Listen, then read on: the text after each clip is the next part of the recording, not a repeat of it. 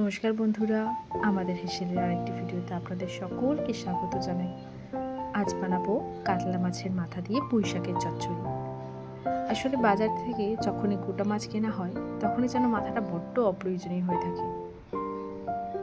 অনেকে মাছের মাথা খেতে ভালোবাসে, তবে আমার বাড়িতে সেরকম কোনো লোক নেই, তাই নয় ডালে বা চচ্চড়ি ছাড়া মাথার আর কোনো গতি নেই। তাহলে চলুন, এখানে প্রথমেই আমি নুন হলুদ দিয়ে মাথাটাকে ভালো করে ভেজে নিচ্ছি।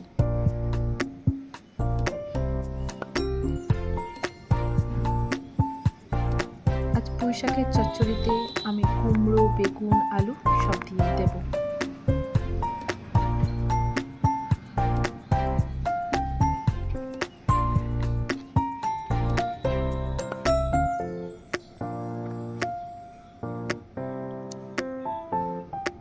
মাথাটা প্রায় ভাজা হয়ে এসছে, এবারে তুলে নেব। এখন আমি কড়াইতে পরিমাণ মতো তেল দিয়ে তাতে দিয়ে দেবো 5 ফোড়ন, দিয়ে দিলাম শুকনো লঙ্কা।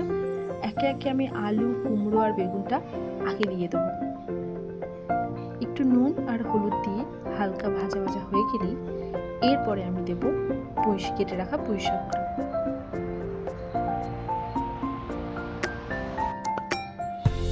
পুঁই শাকটা দিয়ে ভেজে রাখা মাছের মাথাটা দিয়ে আমি এখানে ঢাকা দিয়ে দেবো। আঁচটা এই সময় একটু হাই ফ্লেমে রাখলেও কিন্তু কোনো অসুবিধা নেই, কারণ পুঁই শাক থেকে অনেক জল বেরোয়।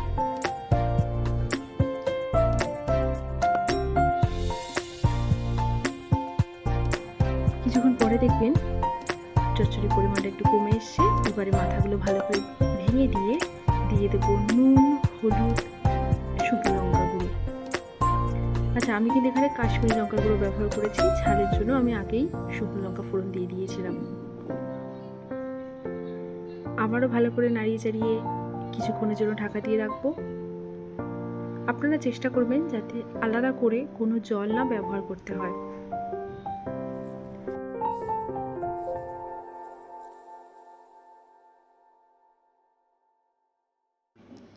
আমি সানরাইজের সর্ষে পোস্ত গুঁড়োটাকে কিছুক্ষণের জন্য গরম জলে ভিজিয়ে রেখেছিলাম, আর দিয়ে দিয়েছিলাম তাতে সামান্য পরিমাণ নুন, ওটাও দিয়ে দিয়েছি।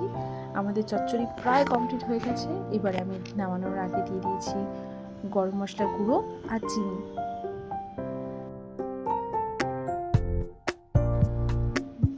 আসলে চচ্চড়িতে একটু চিনি দিলে, এই পুঁই শাকের চচ্চড়িতে স্পেশালি একটু চিনি দিলে ঝাল মিষ্টির স্বাদটা দারুণ ব্যালেন্সড হয়। চচ্চড়ি প্রায় রেডি।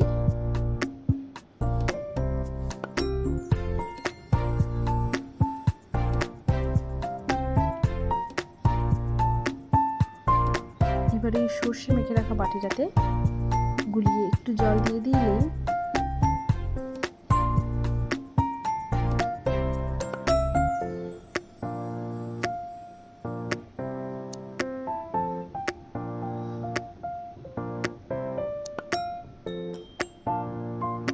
চচ্চড়ি হয়ে গেল রেডি।